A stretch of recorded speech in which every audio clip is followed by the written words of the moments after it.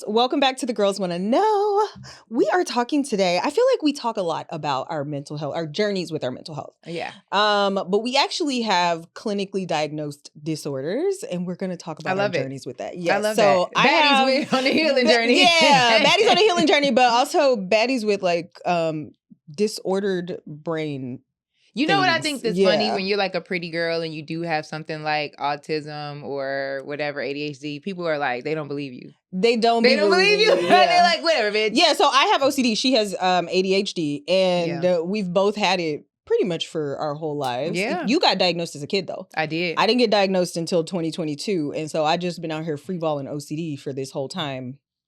And it's a journey. Well, how do you find out if you didn't find out as a kid? So I found out because I was on leave from work. Okay. And I ended up having to go to a psychiatrist to get my leave recertified. Wait, so that's the way you get your leave for get off work? Yes. Okay. Yes. Okay. And so I was talking to this psychiatrist, and one of the things that happens with OCD a lot is that you have these intrusive thoughts. Okay. And so I would have an intrusive thought, and I was telling her about how the intrusive thoughts had gotten like really, really bad. Mm-hmm. And a lot of people who have OCD, when they have intrusive thoughts, they do this. They have a tick where they'll have an intrusive thought, and depending on the severity of it, you might do this to get the thought out. It's just a quick, like if you're listening, this is so not what I thought it was. Yeah, you'll kind of like snap your head, almost like to shake the thought out of your head. Right. But it was happening to the point where I was like, it was uncomfortable, like physically uncomfortable. And also the thoughts were really, really violent. So a lot of intrusive thoughts are violent. They're sexual in nature. They're just like clinically. They're violent. They're sexual in nature. They're fears or like anxieties that you don't want to happen. So surrounding death or surrounding harming people. OCD was like if someone needed to check if the door was locked. That is also OCD. So let me just give you the definition of OCD. Okay. OCD is a long-lasting disorder in which a person experiences uncontrollable recurring thoughts, obsessions, and engages in repetitive behaviors, compulsions, to alleviate the anxiety from the obsessions. So, you just made me think about getting my notes too. Yeah. So basically, I was talking to my psychiatrist about it, and I told her how I had a intrusive thought, and I kind of shook my head to get it out. And when I told her that, she really had a light bulb moment, and she was like, "Has anybody ever done an OCD assessment for you?" So this is 2022, and I'm like, "No." When we did the assessment, and she was like, "Yeah, you have OCD," and I was like, "Oh." And so then it made. So it can be, you can just have it. It doesn't necessarily need to be something that is triggered, but it can also be triggered by a traumatic event. And I had a traumatic event as a child. And so I actually remember when I started ruminating, and I won't go into what the traumatic event is or was, but I can remember when I started ruminating. And rumination is also a symptom of OCD. And so... And that's, explain that really rumination quick. Is when you think about something over and over and over and over again. And that's everything, or does that just have to be a specific event? So that is it's a form of intrusive thought, or it's a form of something that is causing you anxiety. It'll be something that you just turn over in your brain constantly. Doesn't necessarily have to be related to anything that you've experienced. Okay. It can be, but it can also just be something that you're afraid to have happen to you. So it's kind of like ideally you're like, I don't want this to happen. And then you think about it. And then your mind just consistently thinks that that's going to happen, and you live in that. And you live in that forever. So like I was really struggling with ruminations on death for a long, long, long time. And you don't know what brings them out or what brings like so it's intrusive. It's just it's intrusive. So it's not something I can just be the thought that triggered the diagnosis, I was cooking. I wasn't having any kind of anxiety. I was in my kitchen. I literally like went to my refrigerator to get something out while I was cooking, and I had an intrusive thought and shook my head to get it out. And then that thought kind of like took over the rest of my day. And so when I had my appointment, I actually scheduled an appointment with my psychiatrist because I was just kind of like, oh, this is bad. So just FYI, like you can have pretty mild intrusive thoughts. Unfortunately for me, I have pretty aggressive intrusive thoughts. I feel like everybody has this then. Yeah. Some form of it. Some form, yeah. A lot of people have it. But my intrusive thoughts can be very, very violent, and a lot of them are suicidal. And so the thought that I had was suicidal. And I scheduled... So is this something that you had at childhood, though? I didn't have that as childhood. I had ruminations in childhood. I had contamination and OCD in childhood. So it manifests itself in a million different ways. Interesting. Yes. And so for me, my OCD manifests itself as rumination, intrusive thoughts, contamination. So if I touch a public trash can, I feel like my hand burns a little bit. I need to wash my hands. Is that strong? Yeah, I have to wash my hands constantly. Okay. So like when I'm cooking with my nieces and nephews, they be like, Auntie, we washing our hands a lot. Yeah. Okay. Okay, wow. Yes. How did you manage to go through life though, with that? Well, I didn't know I had it. And so I was just leaning into all of my compulsions the entire time I had it, where I would literally in college, I can remember I used to take showers all fucking day long. And I thought that was called Jesus. I thought that was some kind of germophobia. I mean, that's a form of obsessive compulsiveness. Okay. So the obsessiveness is you become obsessed with being contaminated, getting sick. So during the pandemic, the OCD really skyrocketed. Okay, so now because then what is that? That's called hypochondriac. Kinda, I guess. Yeah. I mean, I guess it could be a form of that. But yeah, during the pandemic, I remember I went to the doctor 7 times in 1 month. At this point, some doctor should have said, hey, maybe you need to see a psychiatrist. So is that all inside of the whole form? Because I know people that are hypochondriacs. The thing is, I don't know. It could be completely separate. You don't have to have OCD to have hypochondria. Okay. That's what I was trying to get at. Yeah, is it a form of, doesn't have to be related. That can be a completely separate thing. But you absolutely can, I guess, have hypochondria as a person with obsessive compulsive disorder. And for me, so you have heavy on the worry, heavy on the anxiety and worry. And so this is why I always preach meditation, because you really can train your brain to calm the fuck down. And it has taken me a long time to get to this place, but I am able to manage OCD a lot better now because I have put so much emphasis on retraining my brain, because I also can't take medication. So right, I was going to go to that next. Is there medication for that? There is medication for OCD, but this is the problem. If you have depression and anxiety, which I also have, and you have OCD, I was taking medication for depression and it made the OCD worse. And if you take medication for OCD, it can make the depression worse. And so what was happening... How did you find out that though? So I took medication for the depression, but I already have intrusive thoughts. And so I was taking medication for the depression and I started getting way more suicidal ideations. And I was just like, you know what? Okay. Well, I think that's normal though, because they do say. They do, but I just feel like, motherfucker, if I'm already having suicidal ideations and I'm taking medication for depression, I don't need to have more suicidal ideations. The commercials say you're going to have it, baby. They do, and I just feel like y'all everybody be jumping rope. It's time to get back in the lab, baby. The pill ain't working. They be in a canoe. If you see them in a canoe. This pill don't work, baby. If you telling me jumping rope, you gonna give me a pill to help me with the depression. And the pill gonna make me have more depressive side effects. It's always that. That is fucking insane. So you know what I do? If you blind, you gonna have diarrhea. I just don't feel like it's just what it is. But this is why I place such a premium on meditation and eating healthy, because eating foods that are specifically made up for helping mental health disorders.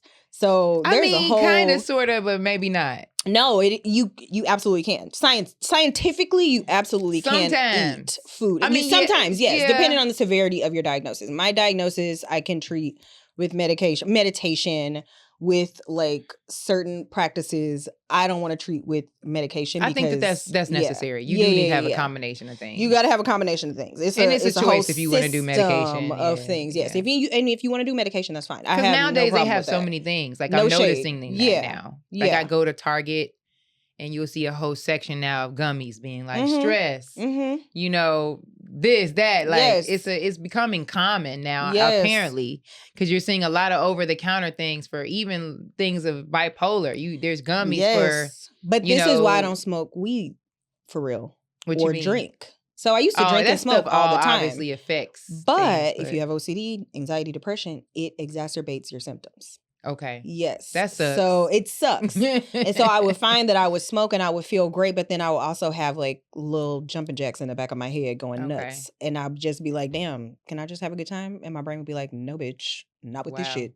So yeah, you have to really you really have to tap into how you're feeling at every single moment of your life, which is so exhausting when you have a disorder like this, because your brain is telling you what it needs and what it doesn't need.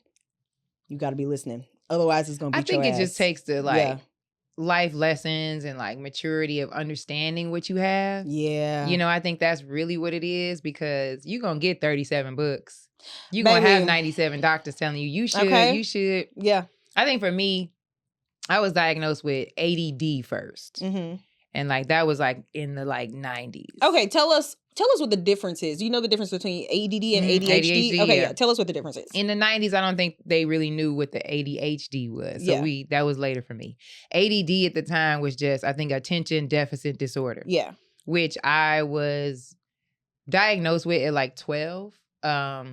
When I was growing up, I had like a really hard issue of like paying attention to anything. Mm-hmm. It had nothing to do with school. It would just be in my regular household. Like my mom could be like talking to me and I'd be looking at her, but then my brain would be like, go. And I'd just take off. Go. Like, and just go do something else. And I'd be in the corner and she'd be like, what is happening? Like, why are you doing the MC Hammer right here? Like, and I was like, my brain was just like, time for this. Yeah. Like, and she's like, somebody come get this girl. So at that time of my life, a lot of people didn't really understand what that was. You would just consider it bad. Mm-hmm. And so I went on through life, like through school, and I was just considered a bad kid. Damn. And I had to go through like behavior like classes. Like they put us in like, we called it BD, I think at the time. It was a behavior disorder class. When I really didn't have a behavior disorder, it was just, I couldn't, if you was too dragging along with something, I was going to find something cooler to do. Yeah. So that just was that. But I had to go through a lot of that until probably like I turned maybe high school. I can't remember exact because it's so far back. But like I think high school, I was diagnosed with ADHD, which was considered attention deficit hyper disorders, because I was like hyper. Turned up. There were moments with me where I would talk really fast, be really amped, and then like there were like down times, or there were moments like in high school where a lot of my counselors would notice there was high levels of irritation. Like I would have these highs and lows. Yeah. Where I would just, be kind of pissed off just because. Like, and sometimes it just be like that. Yeah. And nobody really could understand that. So then that's when they realized it was that. But actually once I was diagnosed with ADHD in high school, my grades got better. Oh, good. It was just because then they understood what type of way of learning I needed. So like, you had like a, what do they call it? Individual education plan? Yeah. Okay. Not necessarily individual, but I had like programs. Okay. Like, for example, I had to always have something to look forward to. Like in my youth, I had to have sports and things for me to be like, oh, you have to have these grades level to be here in order to stay here. Okay. So that mindset. Incentivizing you to what helped do things. Me. Okay. So with that being said, it was like, okay, I would go to regular class and I would pay attention, obviously, because I knew I needed to stay on track. Yes. Okay. But then they would have like programs for me where it'd be like after regular class, I would meet with specific tutors that would go over what I learned to make sure that I got it in the way that everybody else got it. Okay. But I didn't get that treatment until high school. That's so amazing. But it took people a while to learn. Like throughout my youth, it was just like, let's give her a whooping and throw her in a corner. I mean, like, baby, but the thing is the amount of kids who are getting that treatment as opposed to like really tapping into what they're experiencing so we can like individualize something for them to make sure that they are able to get to their best self. I got that treatment only because I was really great at track. And at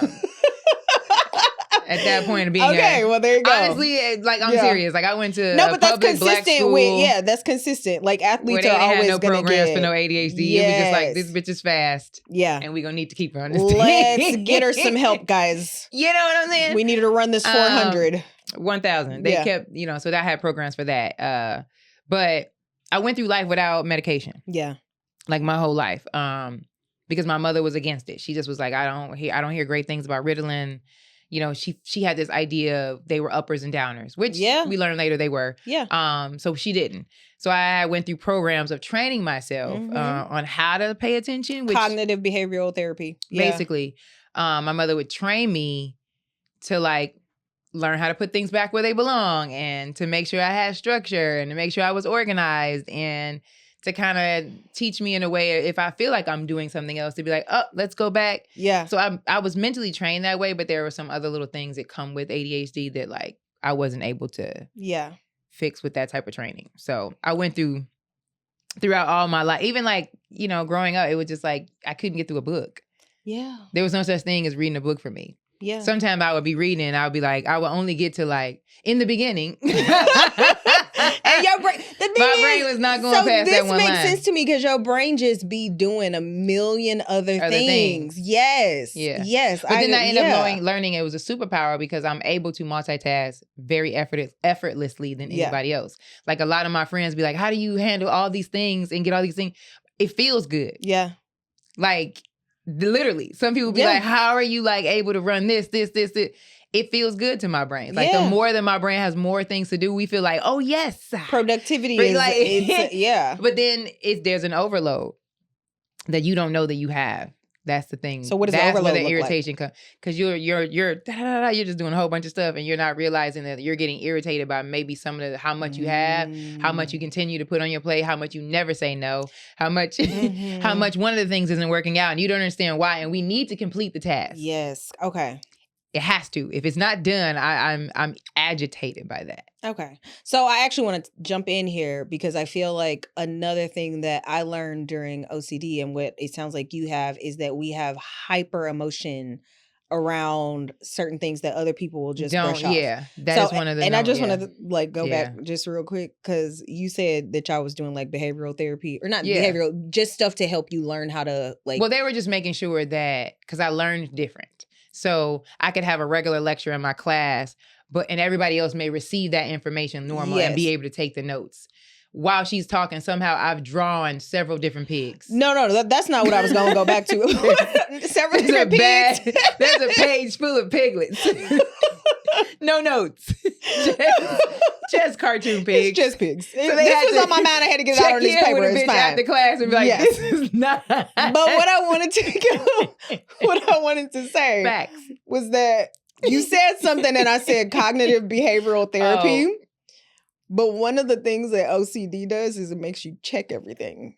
And so even though I know that it is cognitive behavioral therapy, I still typed it into my laptop to check. Just now. Just now while we were talking, I said it out loud. This is a form of OCD, guys. So I just want to bring this because I think a lot of people don't understand or don't recognize. I think a lot of us got diagnosed kind of late.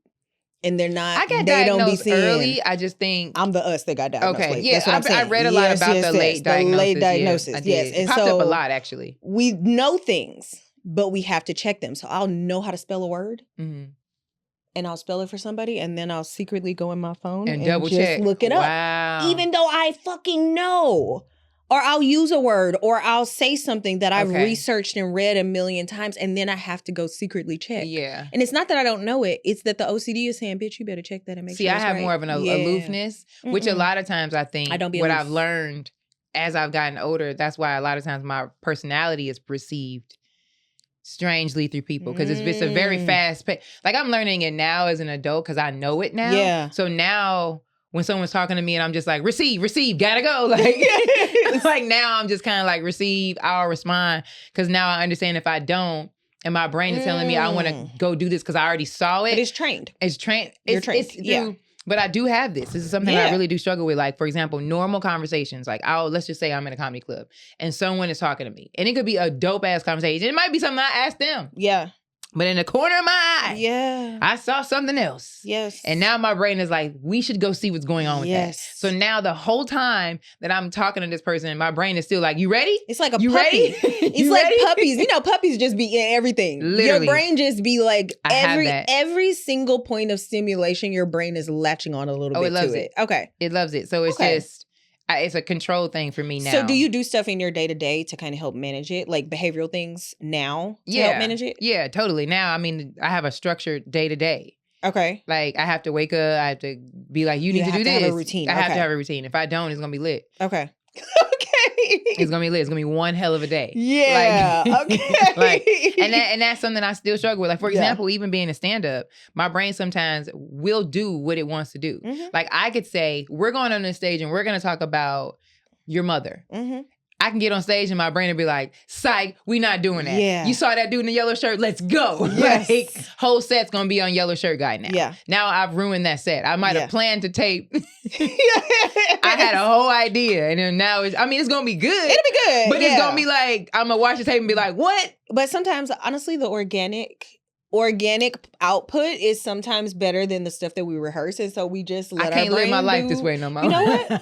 I'm not mad at it. No, one of the things. Well, what I was gonna say is one of the things that this kind of like research and figuring out more of the ways that OCD presents is that we need to give ourselves more grace because we're not operating with the same kind of brain that other people got. We really got no, but then you know what I'm saying, like your day-to-day life will be affected if you don't figure out a way to structure to the I get it. We could be on here and be like, fuck that Kanye. You and like we could go Kanye on us and be like, I'm on my own boat. Yeah. Sway. But like life, you kind of gotta figure out a way to manage it. To manage it to where absolutely you have to can have a regular day-to-day normalcy. Yeah. And I think I haven't had that until probably like my adulthood. I would say to be like really like clear, you know, like that moment where you were like, I know what I have. I understand what's going on here. I need to like figure out a way. I would say that didn't happen to me until the last 2-3 years ago. Yeah. So that's actually once I got diagnosed, I started being really intentional about figuring out how to manage it without medication. And that's a privilege, honestly, because depending on the severity of your diagnosis, you might actually need to have medication. This is not a like shaming people for medication. If you need to take pills, you take those pills. But I think it's important that if you find that the pills are making it worse, you figure out other behavioral techniques that you can do, which I did therapy, you do therapy. Like you have to figure out other things that you can do in your day-to-day life to manage it so that you can get through your day and not let it hinder and control you. Funny thing is, for me, I did a little bit of research on it. I'm not sure exactly yet because I haven't tapped into anxiety and depression medication enough. But I do feel like anxiety and depression is I guess it coexists with ADHD. Comorbidities. Okay. Yeah. But I've noticed for myself that medication is more triggering for ADHD. Okay. Yeah, that was my experience. Yeah. I found that where it was just like, you already are rushed with so many thoughts in general with ADHD, having somebody in there being like, going through them all, trying to figure, yes. like in your mind, like inside out, like trying to read all of them, and be like, okay, I don't know if this is good or not. Like, it's blowing your mind. Yes. Like, what is the worst you've ever felt? Let's amplify that. That's what I felt like the depressor medication was for me. It was literally like what I learned, which I was telling you, what I learned with it, because I wasn't consistently taking them. Yeah. But about 2 months ago, my therapist prescribed them for me because I was going through a tough time with like, you know, jobs and life in just general. And I kind of took them, but they were kind of making me tired and they weren't really they weren't doing good with like comedy for me. So I would just take them when I came home, you know, or if I was feeling bad. Cause like a part of me was just like, I don't know. But I feel like they agitated me. Like they I can't explain. Yeah, because I have thoughts on this too. Because you can feel it. Like you feel like something in there is turning up. Especially if you're not a medicine person. Yeah. Yeah. And for ADHD, you already have like a kind of it's a rush of too many thoughts, and sometimes it just, to me, I felt like it was pissing me off. Yeah. Shit. Like I would be groggy when I wake up from like how like, and that would drive me nuts because my brain was like, we want to do the stuff. Yeah, and you like feel like you're kind of like going through just you're sluggish. Something wasn't right. Yeah, you're kind of like trying to pull yourself through quicksand. Yeah, it wasn't working for me. Yeah, so I end up not messing with that anymore.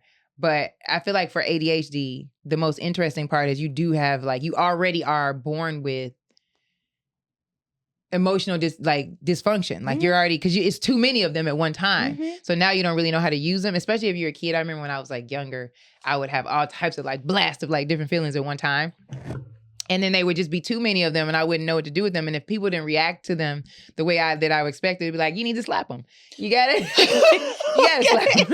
You got to do it. But like, so I think the thing is, people don't understand clinically. I was quick on this is a clinical issue. Like mentally, your brain is not operating in the same way that a person who has a regulated mental space This is what I wanted to tap operates. into that I wasn't aware of until like now. Because growing up with ADHD and at the time that I grew up with it, not a lot of people understood what it was. Yeah. it's nothing like how we are now, where everyone's like, let's walk for autism. And we know all the back, like, no hate on the autism people, but y'all got made. But like, it was never looked at like that. And then for me, not really understanding what I had and kind of going through life with it, I just thought maybe it was just some issues with me keeping a focus on stuff. And then I was like, oh, you got it now because you have a successful career. You know where your keys are. You didn't lose anything. You're good. But like one of the things I was pulling this up is like, it's like some people with ADHD have a sudden surge of anger when frustrated in the pursuit of a goal. I was like, this is me. This is me. And it's like whether it's a major life goal or an everyday goal, like trying to get a lid unstuck or solve something very complex like a math problem, I could get pissed off about dropping my keys.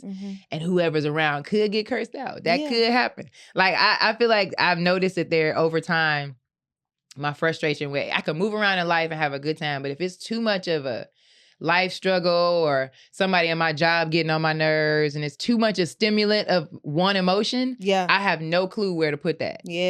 I get real, like, I notice that now after some incidents that have occurred where I'm like, oh yeah, if you got a job and there's one person in your job that's getting on your nerves and maybe you venting that to your friends and you doing your day-to-day life, but that one emotion, if you keep repeating that, 9 times out of 10, somebody's gonna get cursed. Yeah. So I think that there is a lot of maybe misunderstanding about how these disorders present. And we don't have a good bottle up. I mean, because it's too many things. I feel like it does bottle, but the bottle is just small. Like, the bottle is like a travel size. It's definitely for travel size. The bottle is it's not a jumbo. It's a travel size. This is not the kind of thing where you can like take a bunch of shit and put it in there and hope for the best and like manage it later. No. This shit is going to volcano at some point. And I think that there's a lot of misunderstanding about what the different ways that your emotions interact with the disorder. And so a lot of times we're having very heightened emotions about very seemingly simple things. And it's very confusing for people. And so when you're around people who do not necessarily have these kinds of disorders, they be looking at you like, bitch, what the fuck is wrong with you? And you're like, I'm so sorry. They could be doing that, but at the same time, I'm noticing now, as like I said, you go to a regular CVS now and there's so much over-the-counter stuff for the things that we went to doctors for. Whereas now you could be arguing with somebody with the same disease. Y'all both don't know what's going on because y'all both crash dummies. Like, what you do?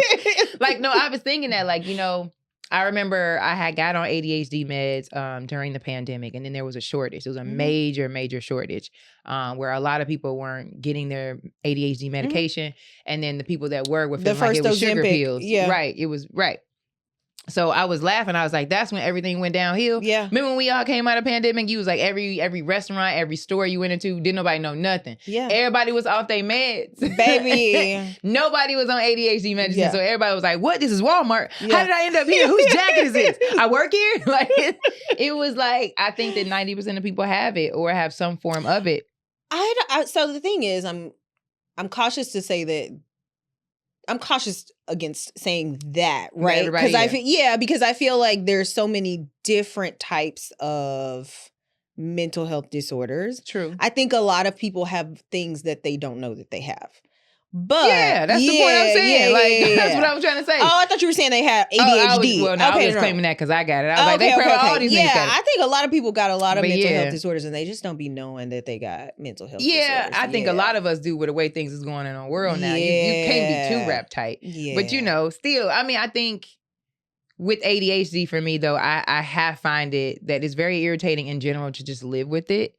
So when you're in a situation where it's stressful at work, maybe stressful in some other little thing or a relationship, your tick is gonna be a little different if you're not doing the proper things you have to do. Now I looked into it and it's not something that is like, oh, one pill is gonna change it. There's a multiple amount of things. You gotta do multiple things. Especially if you're somebody who has experienced it from childhood like me.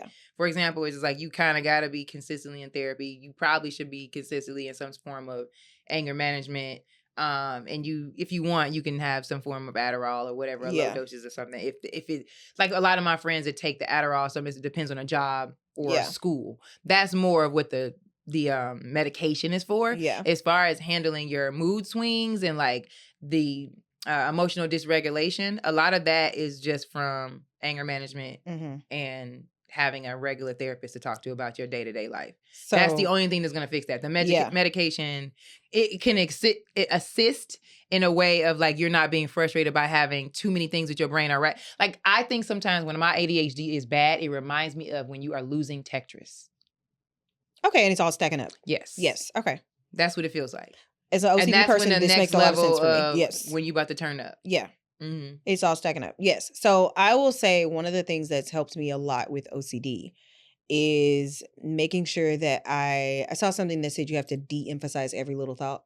So we do this thing where every single thought that we have, we tend to put so much stock in it. There's so much emphasis on it. The intrusive thoughts can be so bad. And I have to constantly remind myself, oh, that's not me. Mm-hmm. So I don't consider my intrusive thoughts as a part of myself. My brain did that. Okay. I don't have nothing to do with it. I don't know what she on, but that's not me. Mm-hmm. And so I have come to a place now where I have intrusive thoughts and they will be really violent. And when I say violent intrusive thoughts, just to give you guys like an example, sometimes I'll be boiling water or like cooking or something and the dog will come in the kitchen and an intrusive thought will say, throw the boiling water on the dog. What? That is exactly. Please don't react like that. When your friends tell you. Let me tell you something. Now, I wasn't trying to react in a judgment way, but I was shook. My bad. I got shook. When your friends tell you how their brains are fucked up, please don't react like that. My bad. Because I was just, I was into what you were saying. And then when you said it, that was a reaction. It was like... This is what I mean, though. No. So I used to have those thoughts, and I would get so down on myself.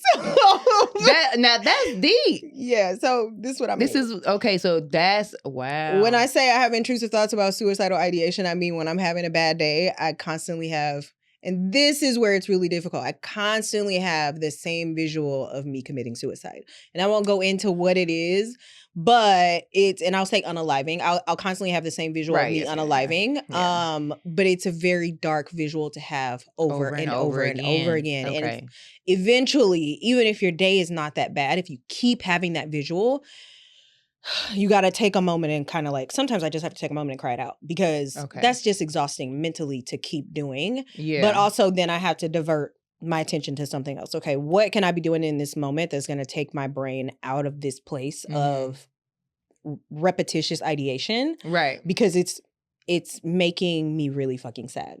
So yes, we have very violent, intrusive thoughts of harming others, but also harming ourselves. And I think it's really important to de-emphasize those thoughts and understand that those thoughts are not you. Yeah. That is not you. You don't want to actually do those things. That is a part of the disorder. What is the best way for somebody who's like going through a stressful time and having that? Mm-hmm. What is the exercise though? So this is, and I think I talked about this probably last season. You have to, one of the things that I do is cataloging present moment stuff. Mm-hmm. So say I started having intrusive thoughts now. One of the intrusive thoughts that I would constantly have would be around losing people that I loved. And I'm doing this, and that's very unintentional, but really like for real. But it would be around losing people that I loved. And so if I was being like, if it was like an onslaught of those thoughts and it was heavy rumination, I would start cataloging the room. There's a camera right there. There's green velvet curtains. There's a green couch. There's a grass wall. There's a table. There's this water bottle. Literally everything in the room you see, I would catalog. I can smell my perfume a little bit. My nails feel like this on my hands. I can feel this metal on my finger. I would just catalog every single sensory thing in the room. Smell, see, hear, if you can taste something, everything until your brain is out of that loop. What calms that down though? Like what you could do personally? That's what I'm saying. You have to do a catalog. Yes. So and I guess this is a form of. That seems like a lot. It's not. Okay. It's actually not, and I don't want people to think that. Because in my mind, I'm like, God damn, I fell asleep. ADHD. Yeah. It's like, I got tired. But I think that the point of it is to get your brain out of that loop, because the intrusive thought is an unconscious thought. This is not something that you're consciously doing. The way that you can kind of replace an unconscious thought is to start consciously cataloging everything in the room so you bring yourself back to the present moment. So the intrusive thought that I have of like hurting myself or hurting my dog. And I would never do that. Yeah. That's the other thing. That's why I think it's so upsetting. These are not things that I would do. I don't consciously think of doing these things. Like, I would never do anything to this dog. I would empty my bank account for this dog. I've tried to fight people about this dog. Like, that's my boo. But because my brain does that, I have to constantly be in a space of like, okay, that's not me. And if it's really bad where I start to feel bad and I start to feel guilty, then I start cataloging. Okay, this is where I am right now. My life is great. I don't have to worry about this. Like, this is not a real thing. This is the disorder. So it's annoying that you have to do that, but I also think it helps to de-emphasize the thought. And also, a lot of the OCD symptoms be so fucking absurd. It's okay to just be like, bitch, that is so fucking crazy, and laugh about it and move on. See, that's a difference for ADHD thoughts. I've gotten more mature with mine, but I will say we do have a impulse spirit. Like when I think about, because I was going over this with my psychiatrist and she was asking questions about impulse. I'm a definite, like, it's Tuesday? What y'all doing? Skydiving it is. Yeah. We are quick to be like, this is the choice. And then you get in the plane and you like, wait, what's going to happen? What did I do? Wait, yeah. I've done a lot of that in my life where it's very impulse, we live a very edgy, you can get caught up in a lot of like weird, edgy situations with ADHD because it's like spare the moment thought. Do you ever feel like, so this is something that I think I'm really good at. We also don't think through the things we say to people, the things that we... So I was going to ask, like, if you ever get, say you're in the plane, do you ever get to the point where you're just kind of like, oh, you know what? I made this decision 5 minutes ago when I was a different person. I'm not doing this. Or do you just go through with it? I go through with it because my mind is like, we said, we was jumping out the plane. So this is, me and you are different because I will, if I make an impulsive decision, I will get to the edge of the plane and be like, oh, I don't want to do this. And I'll just get back in the plane. We stand on business. Okay, no, I'm not going to stand on business. If the business that I stood on initially is not business I want to stand on in the moment, I'm going to back out that business, okay? When I was talking about it, like really, trying to discover like what the best medication for me for my ADHD was, talking to my psychiatrist. When we were going down the line of a lot of things that I've done, like from like youth till now, she was just like, oh yeah, nigga, let's go. Because it was a lot of stuff. I feel like for my youth, I didn't really think them through. They're very edgy decisions. Like I would do things like just met these people, could be killers. That's okay.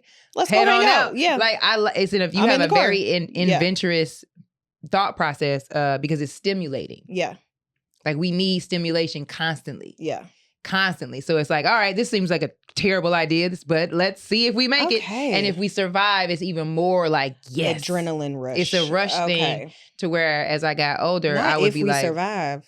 I've done a lot of weird stuff. Okay. A lot of weird, nothing that is weird in a way of like, oh my God, but like Diddy weird. But I would say like, I wouldn't call that weird. That is abusive. And I think it's important. What I'm trying to say, which is also weird. No, it's weird to abuse people. It is. Okay. But I'm saying like, just as far as like decisions on like life or death type stuff. Yeah. I'd be like, oh, I remember one year, I think we were real young, but I was like, you know what? It's a good idea to do donuts in the snow. So we drove a car like over and over and over until it almost fell off a cliff. And when it almost fell off, we all laughed. But I was with the everybody got ADHD. I was gonna say I was with the clique of people. But I've had so many moments of like drag race, like silly stuff. Yeah, jumping out of planes, random trips with you don't know these people really well. Yeah, but over time I learned that those were just the part of the adrenaline rush. Yeah. So like now I have to give myself things. I remember my mom was saying, your grandmother used to always tell you to go outside and run. That would burn off energy that my brain thinking needed to fulfill with certain stuff. So my grandmother, when I was growing up, used to always like put me on running. And that's why sports end up being the win for me. Because it was like, it would burn off because you just have all this energy. And if you have nowhere to put it, you're like, I'm going to do something weird. Yeah. And so it's the same way with like emotions and stuff too. With ADHD, you would have like, if, like I said, with school, like growing up for me with school, it was like if I had issues with someone in my school and it was a consistent thing, it was only so much of a cap it was going to be there. Yeah. And I would tell people about it and my teachers would be like, okay. I'm like, no, if I see her again. I'm going to beat her ass. Yeah. And this was this conversation, I don't have anything left. Like I would tell them that and they would be like, whatever, buddy. It would go tragic. So I've had a lot of moments like that in my life, even with jobs. Like I would go to HR and be like, I'm saying that I shouldn't work with Becca. And they'll be like, you guys are fine. And I'd be like, but I'm telling you mentally.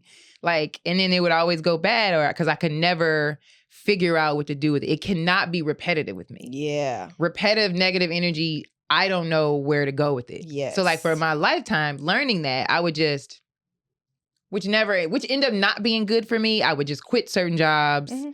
I don't think that's bad. I had moments where I'd be like so freaked out where I'd be like, oh, this is going to turn into, I can't work here. No, but I think that's great. But then in life, I kept having an issue with everybody. So they're like, you quitting all the jobs. But I think it's healthy to walk away from situations. You ain't got no job.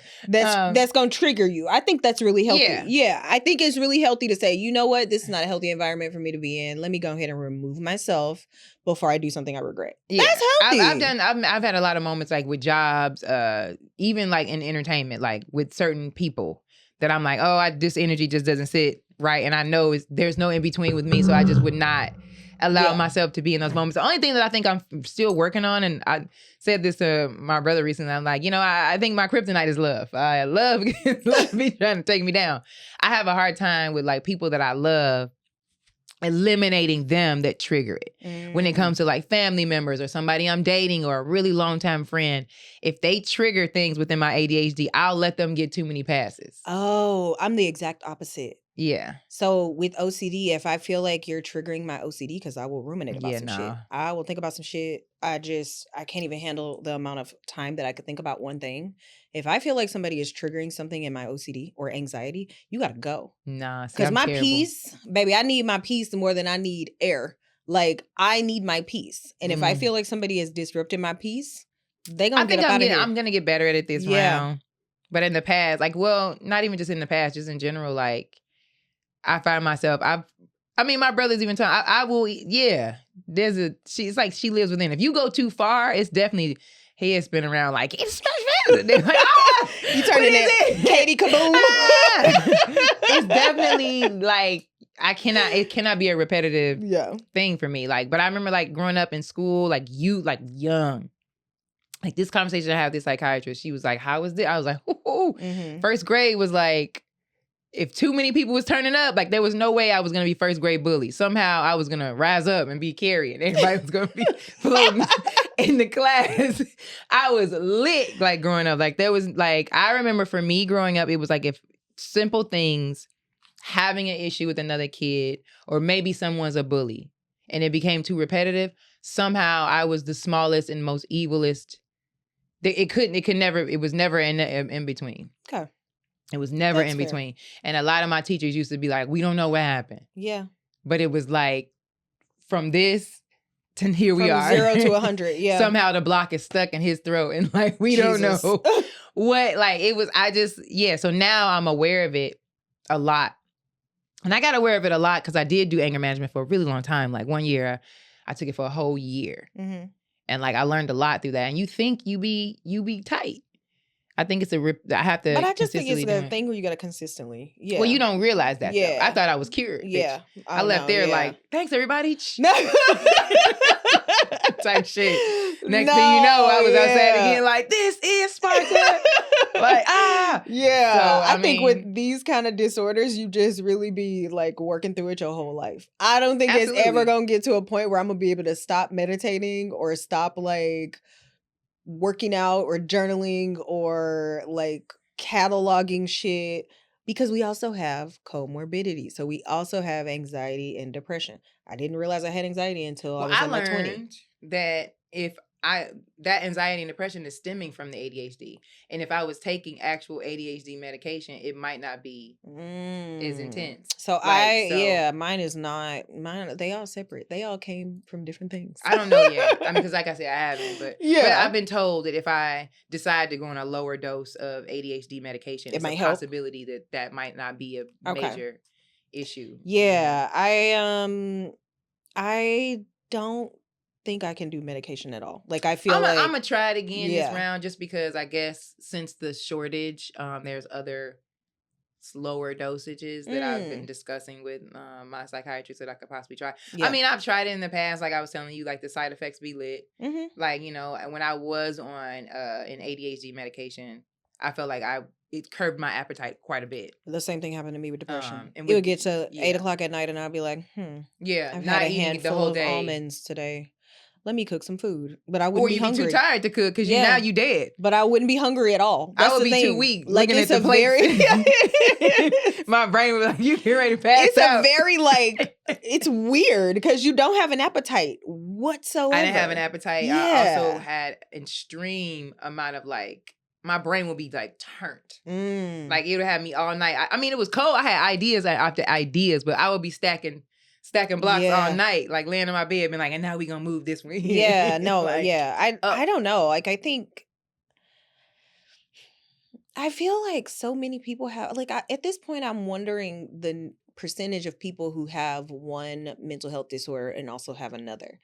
Because when you do have multiple mental health disorders, it can become really difficult to take any kind of medication and manage it all. And I feel I think that's in general. This is just me. I can't sit here and be like, oh, I've been on, anxiety and depression medication long enough to know. But 90% of my friends that have taken it take it, they were saying that, like, it affects their day-to-day life. So you can't just take it regularly and just be in life. Yeah. Most of my friends be like, oh, I take it when I'm not going to do nothing for the rest of the day or So that's the thing. So in 2022, when I took time off work, I went to the doctor, told me I was burnt out, was it 2022? Yeah, it was 2022. Told me I was burnt out, prescribed medication. I tried Prozac. That made the intrusive thoughts fucking insane. So got off of Prozac. That great. And the thing is, the doctor who prescribed it was like, it wouldn't give you that bad of intrusive thoughts that quickly. They always tell you that. Baby, them dreams. Until you on the edge of the thing, blowing in the wind. Them dreams, honey. I ain't had no dreams like this off of Prozac. Please get out of my face telling me it's not going to affect me like this. It's not what you think it is. So got off the Prozac. Then I tried, I think I tried like 4 or 5 different medications, and I would be on them for 3 or 4 weeks, but I couldn't get through the onboarding period. Yeah, because a lot of people can't. I'm just not going to do a thing where I got to feel like shit for a month or 2 months. You already feel like shit. Exactly. So why the fuck? And I'm coming to you to tell you that it's not going well. So and you like, here's more things that are going to make it very bad. Exactly. I'm not going to do this. If you can get through. Yes. And so it would do one of my like major points of anxiety would be lack of productivity. And these another pill that I tried, I think I tried Wellbutrin, maybe. Okay. Sluggish, sloth. Yeah. Like, I don't have any energy. I can barely open my eyes. I could get 10 hours of sleep and feel like I went to sleep from 1 a.m. to 2 a.m. and got up. Like, I did not have any energy whatsoever. Okay. And so this is increasing my anxiety. And this was before I got diagnosed with OCD. OCD, okay. This is increasing my anxiety to the point that I don't even know if I stayed on this medication, if it would be able to help me out of the depression. Because I can't do anything. Like, mentally. That's what I'm saying. I have not heard anybody ever say, this depression medication is changing my life. This is the thing. No, not to steer people away from taking it. The beginning stages of this, I have not heard. The ongoarding is hard. Yes. I love this word. The onboarding, getting on the train. It's hard. The TSA is like, take your goddamn your brain out. Like, you really got to walk through it in the tray. Quick. Take your brain out and put it in the baby. The medication that I took for the anxiety and depression, it was like, take your motherfucking brain out. It's really hard. Slap it in the tray. Dude, like, and they pour water on it. It's too much. It's quicksand. It's really trying to come out of every single day with depression and anxiety and OCD is like, I feel like if you're not doing any kind of behavioral therapy, you're not doing any kind of medicine, you just got this shit and you're not trying to manage it at all, it's literally trying to like come out of a basement with cylindrical blocks in a backpack. To me, it's like basically saying you don't want a job no more. You can't function in your life. Onboarding, so you can't do your regular life. We did the Wellbutrin. I was tired as fuck. I couldn't get through that. And then I think I did bupropion or buspirone. And I did one or the other for a couple weeks, but then I noticed I wasn't eating shit.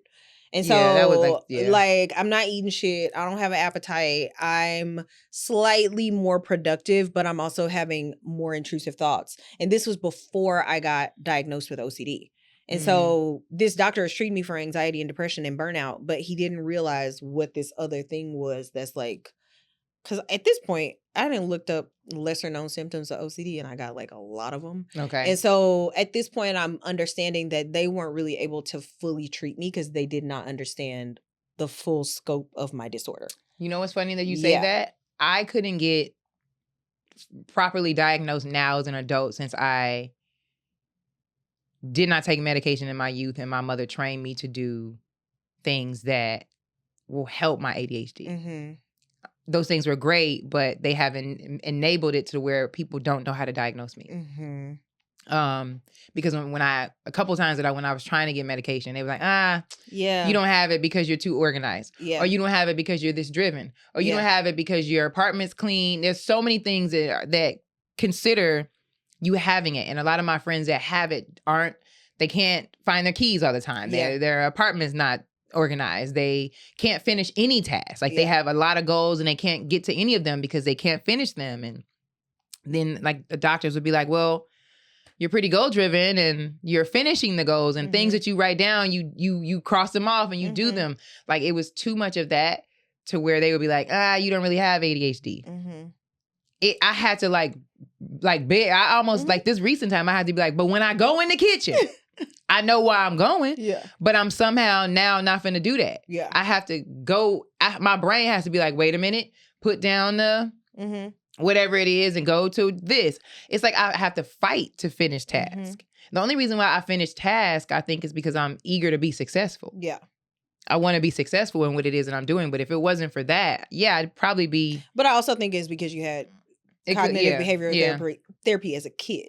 Yeah. So if you have that behavioral therapy as a kid, that's going to dictate a lot of what your future looks like because it's basically helping you develop systems that are going to help you be more productive throughout your life. Yeah. So your mom did you a great service. Yeah, she definitely did. She did you a great service by like helping you learn how to manage it with systems for yourself. Right, without medication. So you do these systems now without thinking about it. Yeah. But I think if you never had these systems in place as a kid, if you were never like taught this, if it was never ingrained in you, you would have a completely different adulthood. That's true. That's very true. Yes. Yeah, because I feel like, I have a really close friend who has it, and our lives are very different. Yes. She's like, she has a hard time like hoarding. Mm-hmm. Keeping things organized, remember where things are, completing tasks all together, a lot of different things. And we discuss that with one another. And she's always like, you don't have it that bad. Like I have, and no, other things you do. You just done a lot of therapy on the back end. And so now you're to the point in your life where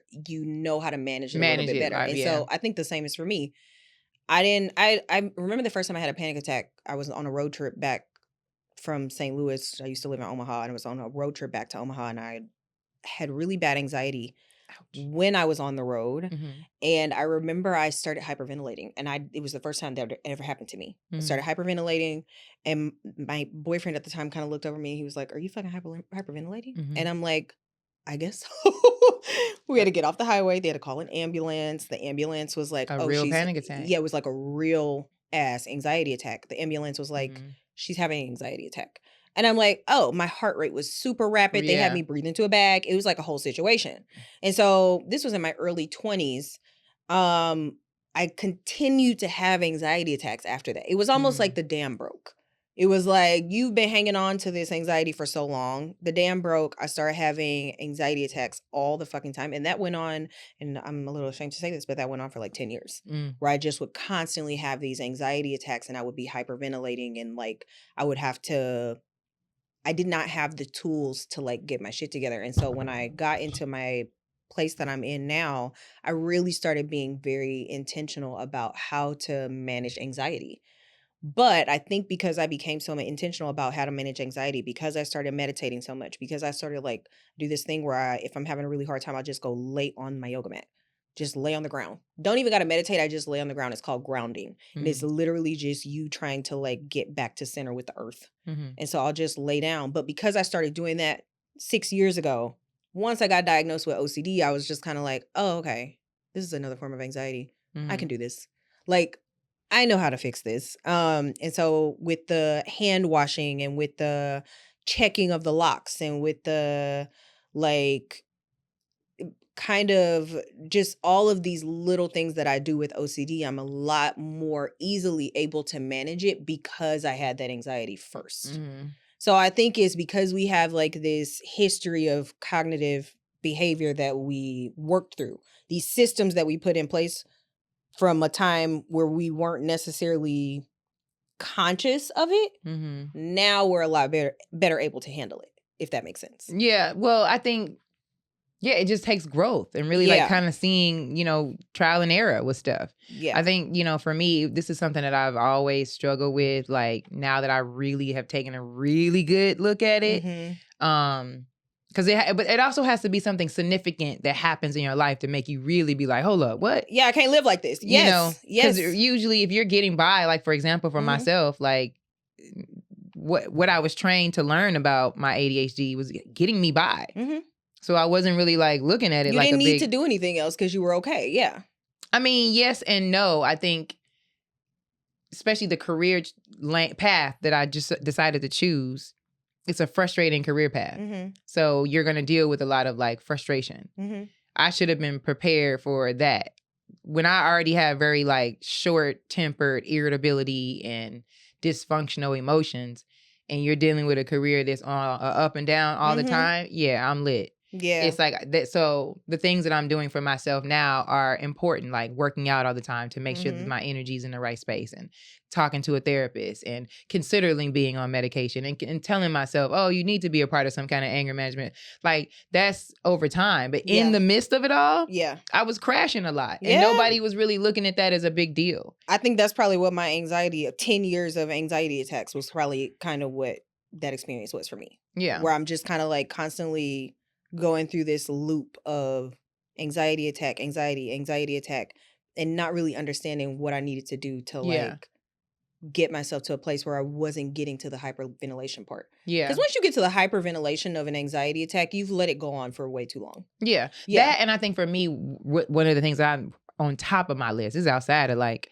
ADHD. Somebody with the ADHD issue, I can't think of ADHD diagnosis. I think that you got to set boundaries hard in the paint. Mm-hmm. Like you can't slip because you don't have it. You don't have it in you. Like you can't be outside trying to live like a regular person out here being like, oh, that was a mistake. No, you not set up for that. So you're going to need to be like, hey dog, I'm going to need you not to do that again. Or don't talk to me in this way because this triggers. Like I'm learning now that I have to be very vocal and it has to be in the moment. Mm-hmm. That's something that I've never done. And I was thinking about this recently. Love that. Like, I'm so proud of you. I've always let people say something to me that I probably heard it and didn't like, and I will let it slide. Yeah. But a lot of the letting it slide was this. That's the me not understanding was with me either. I would let a lot of stuff slide that people say to me because I was worried about how I was going to react due to the ADHD. But then I'm like, you letting it fester. When they do it again, somehow, you gonna have your, so it's like I gotta be in the moment.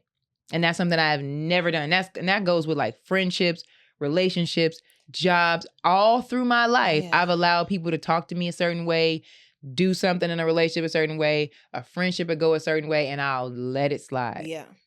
And then when they do it again for the third and fourth time and I go next level off, everyone's like, you're crazy. And it's like, that's on me for letting this snowball effect as long as I did. So now that I know that, I'm like, it's in the moment. If I feel like something came out of your mouth not right, I'm finna be like, hey, check in early, because. And a lot of times I think when we have those moments where we perceive something a different way, when you check in, you oftentimes will find out, if it's a person that you're close to, you oftentimes will find out, oh, okay, that wasn't.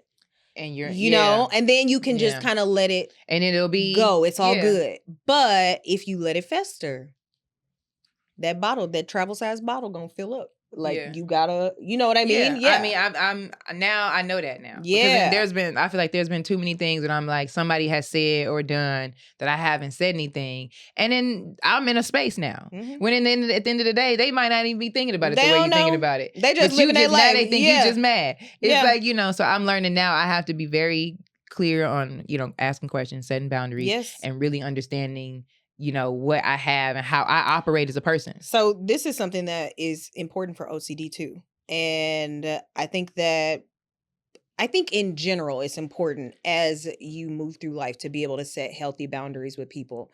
But it's important to set healthy boundaries with people in a way where you're prioritizing yourself. Mm-hmm. So a lot of times we don't prioritize ourselves. You don't prioritize yourself, you're saying, because you are unsure of how the OCD or the ADHD is gonna turn it's up. Almost like I'm making excuses for I'm letting my disease make excuses for other people. Yes. And so I used to not prioritize myself because I didn't want to offend. And so I'm to the point now where I don't give a fuck about offending you. And so people, something that I've recently become comfortable doing is I don't touch people's phones.